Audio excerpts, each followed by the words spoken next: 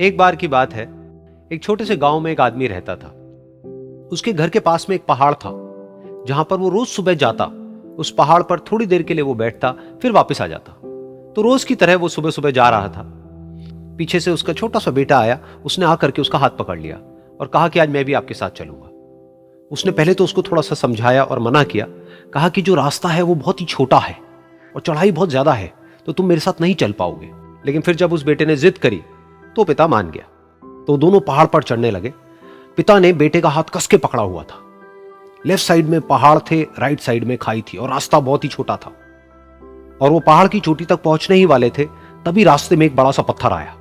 क्योंकि पिता उस रास्ते पर रोज आता था तो उसको पता था कि वहां पे पत्थर है, तो वो साइड से निकल गया। लेकिन जो बेटा था उसका ध्यान कहीं और था, तो उसका घुटना जाकर के उस बड़े से पत्थर पर टकरा गया। तो फिर उस बच्चे के मुंह से एक चीख निकली।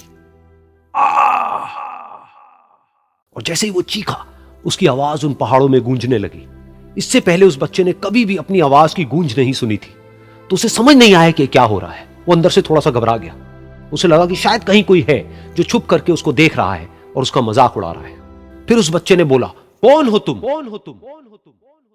तो जब उस बच्चे ने इस गूंज को सुना, उसे गुस्सा आ गया। उसे लगा कि कौन है ये जो मेरा मजाक उड़ाए चले जा रहा है। फिर उसने गुस्से से कहा, मैं तुम्हें छोड़ूंगा नहीं। और फिर जैसे ही उसने इस गूंज को सुना, वो घबरा गया। उसके पिता समझ गए थे कि क्या हो रहा है।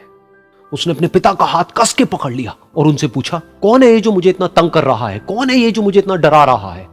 तो उसके पिता थोड़ा सा मुस्कुराए और उन्होंने खाई की तरफ देखा और जोर से बोला, मैं तुमसे बहुत प्यार करता हूं।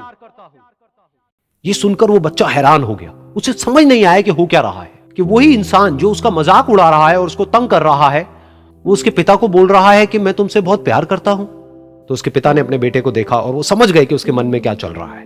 और फिर दोबारा उन्होंने बोला, तुम बहुत अच्छे हो।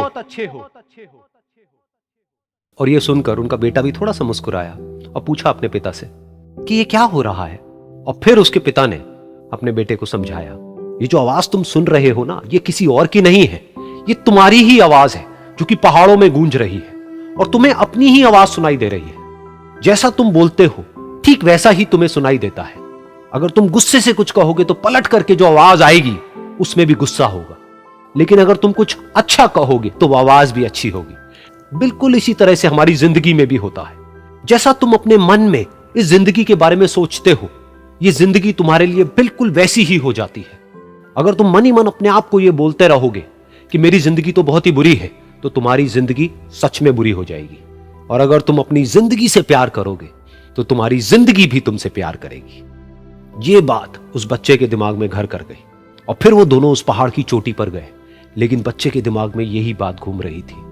और फिर वो बच्चा खिलखिला के हंसा और उसने अपने दोनों हाथ खोले और अपनी पूरी ताकत से बोला, मैं तुमसे बहुत प्यार करता हूं।